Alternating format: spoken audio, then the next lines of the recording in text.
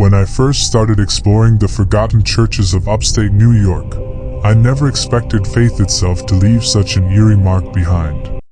These places were once full of life, weddings, prayers, laughter, but now they stand in silence, with only the wind whispering through broken windows. Each step inside feels like walking through someone's lost memories. The air is heavy, almost alive, as if the walls still remember every voice that once echoed within them.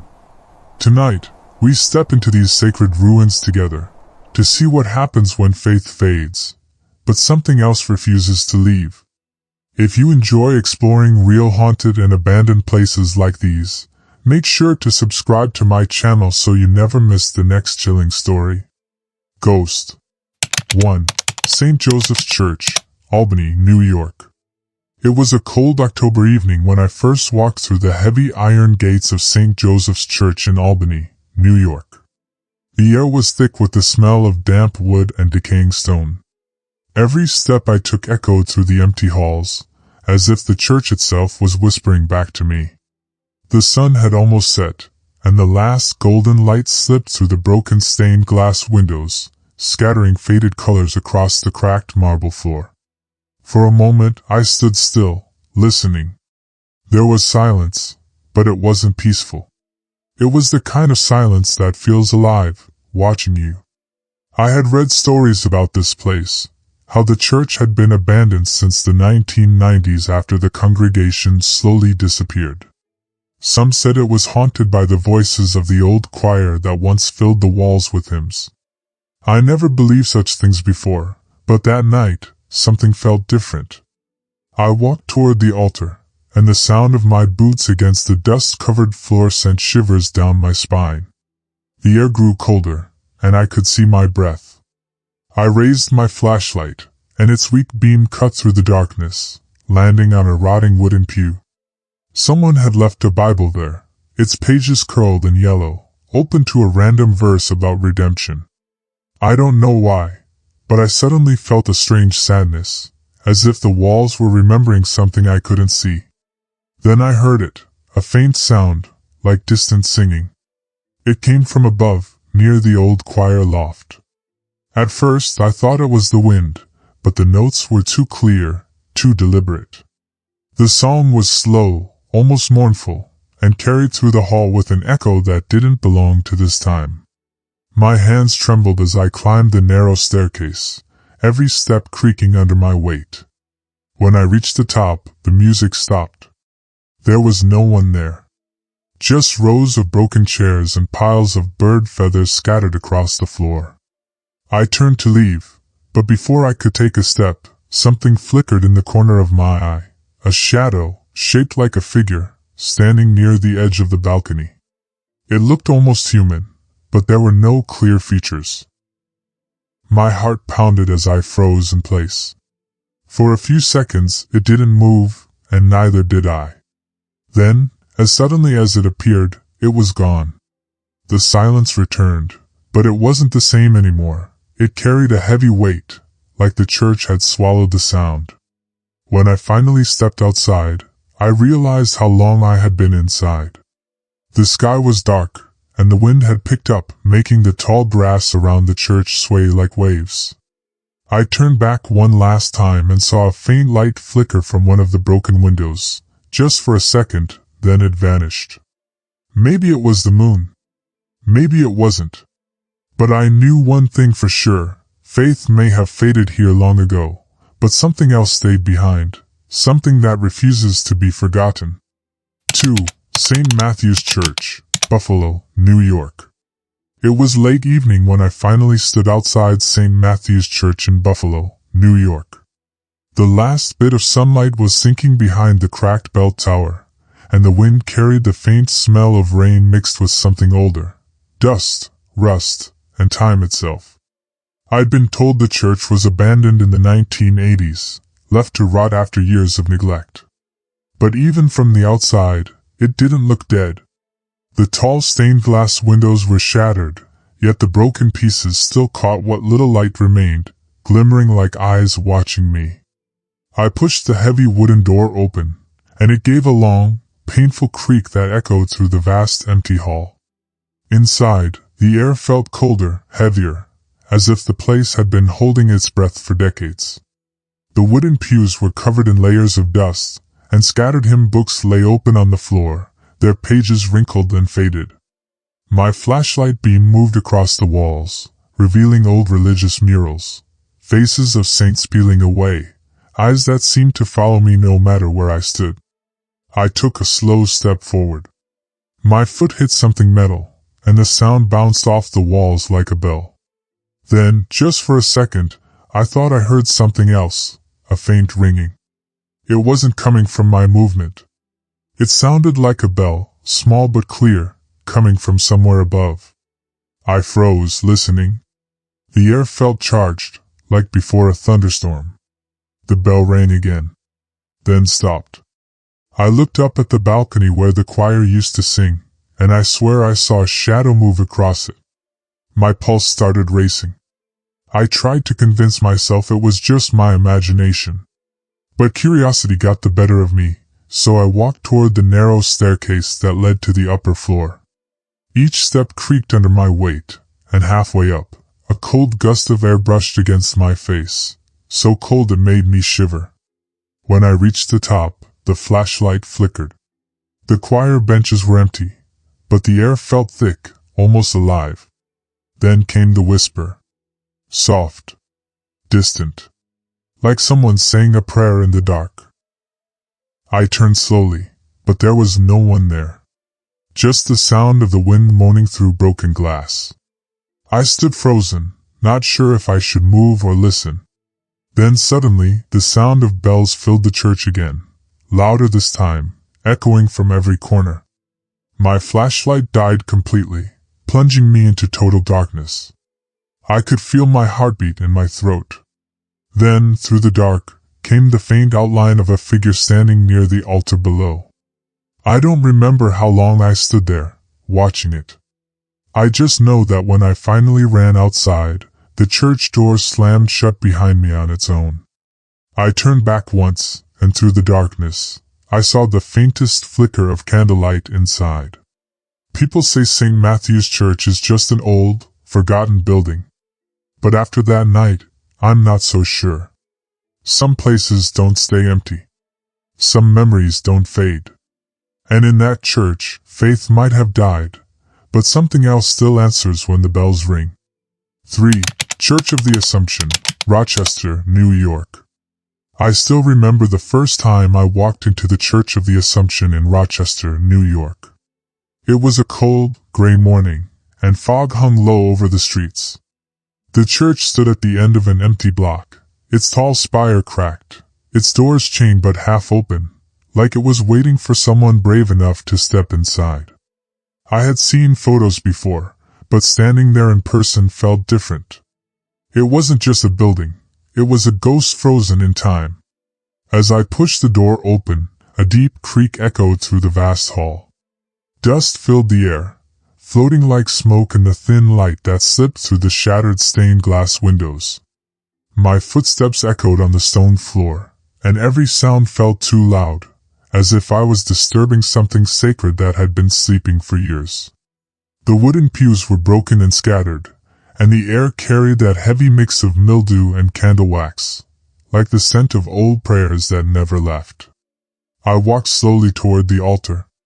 The crucifix above it was still hanging, but tilted slightly, its shadow stretching across the cracked wall. That's when I noticed something strange.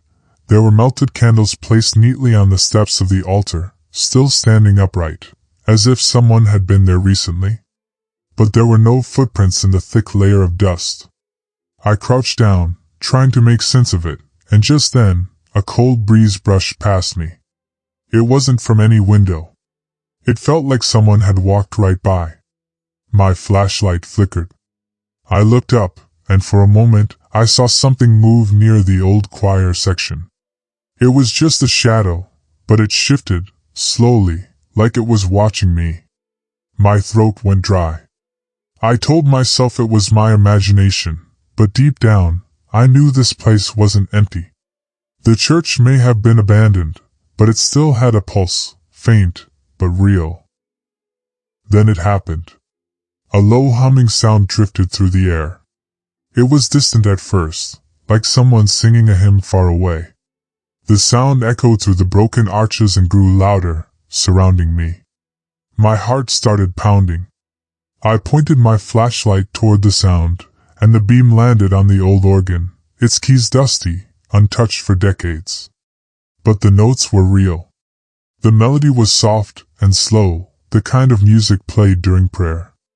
I stood frozen, listening, as the sound began to fade, replaced by the quiet creak of wood above me.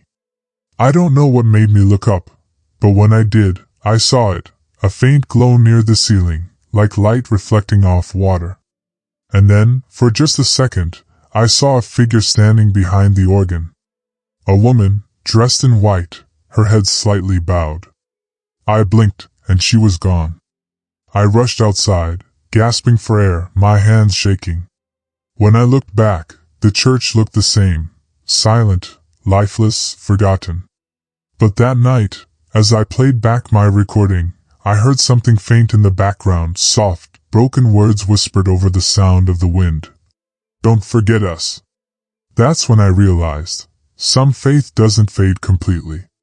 Sometimes it lingers, waiting for someone to listen. 4. St. Agnes Church, Utica, New York. I'll never forget the day I visited St. Agnes Church in Utica, New York. The sky was heavy with dark clouds, and a light drizzle painted the cracked pavement as I parked my car across the street. The church stood tall but broken, its once golden cross now rusted and leaning slightly to one side. From a distance, it looked peaceful, quiet even, but as I got closer, something about the air felt wrong. It was colder than it should have been, like the building was holding its breath. The front doors were chained, but one of the side entrances was open just enough for me to squeeze through. Inside, the smell of old wood and wet stone hit me immediately. My flashlight beam cut through the darkness, revealing walls covered with peeling paint and water stains that looked like ghostly faces. The air was thick, stale, and every sound I made bounced back at me. It was like the church didn't want to be disturbed. As I walked deeper inside, my light caught something that stopped me, a row of pews, perfectly intact, unlike the rest of the place. On one of them lay a small white flower, still fresh. I remember freezing right there, trying to figure out how it got there. No one had been here for years. My heart was pounding, but curiosity pulled me forward. The sound of dripping water echoed in the distance, rhythmic and slow. Then, just faintly, I heard something else, soft footsteps, moving behind me. I spun around, shining the flashlight toward the sound, but there was nothing. Just the echo of my own heartbeat in the silence. I tried to shake it off, convincing myself it was just the building settling. I turned back toward the altar, and that's when I saw her. A woman, dressed in a faded white gown, standing near the confession booth. Her head was slightly bowed, and her hair covered her face. My first thought was that someone had broken in, maybe another explorer. But when I called out, she didn't move. The air suddenly grew freezing cold. I took a step closer, but before I could say another word, she lifted her head slowly, and there was nothing there. No face. Just darkness. I stumbled back, my flashlight slipping from my hand and clattering to the floor. The sound echoed like thunder. When I picked it up again, the woman was gone. The confession booth door was now slightly open, creaking softly as if someone had just stepped inside. My instincts told me to run, but something made me walk toward it. I reached for the door handle, and as I touched it, I heard a whisper, so faint it barely sounded human. "Leave it closed." That was enough for me. I ran out through the side door, gasping as the rain hit my face. When I looked back, the church stood completely silent, no sign of anyone. But I swear, just as I turned away, the lights from inside flickered once, soft and golden, like candles being lit for a prayer that would never be finished. I've explored many abandoned places, but St. Agnes Church still feels different. Some places lose faith. Others keep it locked inside, forever. 5. St. Patrick's Church, Watervliet, New York. I arrived at St. Patrick's Church in Watervliet, New York just before sunset. The streets around it were completely empty, and a strange silence hung in the air. The church stood at the edge of an old neighborhood, surrounded by overgrown weeds and rusted fences. Its tall stone tower cast a long shadow across the cracked pavement. From the outside, it looked like time had forgotten it. Windows broken, roof half collapsed, and ivy crawling up the walls. But even from a distance, I could feel something pulling me closer, something that didn't want to be left alone. When I stepped inside, the temperature dropped instantly. My breath turned white, and the air smelled like burnt wood and old incense. The floorboards creaked under my boots, and a few pigeons scattered from the upper beams, their wings echoing through the empty hall. My flashlight revealed what was left of the altar, a torn crimson cloth, a few candle stands, and a large wooden cross still standing despite the decay. It was beautiful in a haunting way. As I walked toward the front, I noticed melted wax pooled on the floor. Someone had lit candles here not long ago. I leaned closer, touching the wax. It was cold, but fresh enough that it hadn't hardened completely. That's when I heard it, the faint sound of a door closing somewhere behind me. I turned quickly, shining my light toward the entrance, but there was no one. The heavy church door hadn't moved. Still, I couldn't shake the feeling that I wasn't alone. I took a few slow steps forward, and suddenly a sound echoed through the church, a soft humming. It was low, almost like a voice reciting something under its breath. The sound came from the small side chapel to my left. I followed it cautiously, my heart beating so fast I could hear it. As I reached the doorway, the humming stopped. The room was empty, except for an old confession booth standing in the corner. Its door was slightly open, just enough to see inside, but it was completely dark. I don't know why I did it, but I whispered, "Hello?" My voice sounded strange in the silence. For a moment, nothing happened. Then, the confession booth door creaked open just a little wider, on its own. My flashlight flickered, and in that brief flash, I saw something inside. A man, dressed in old priest robes, sitting still with his head bowed. I stumbled backward, my light shaking, and when I looked again, the seat was empty. My hands were trembling as I turned to leave, but before I could reach the door, a faint glow filled the church, like candlelight flickering near the altar. The air felt heavier, almost electric. Then I heard it again, the humming, this time behind me, followed by a deep whisper. "You shouldn't be here." I ran outside without looking back, my heart racing. When I reached the street, I turned once more toward the church. Through one of the broken windows, I could still see a dim light flickering inside, and for just a second, I thought I saw that same shadowed figure standing behind the altar, as if continuing a sermon no one would ever hear again. Even now, whenever I pass through Watervliet, I can't look at St. Patrick's Church without feeling that chill again. Faith might have faded from those walls, but something else still lives there, quietly watching, waiting for someone to listen.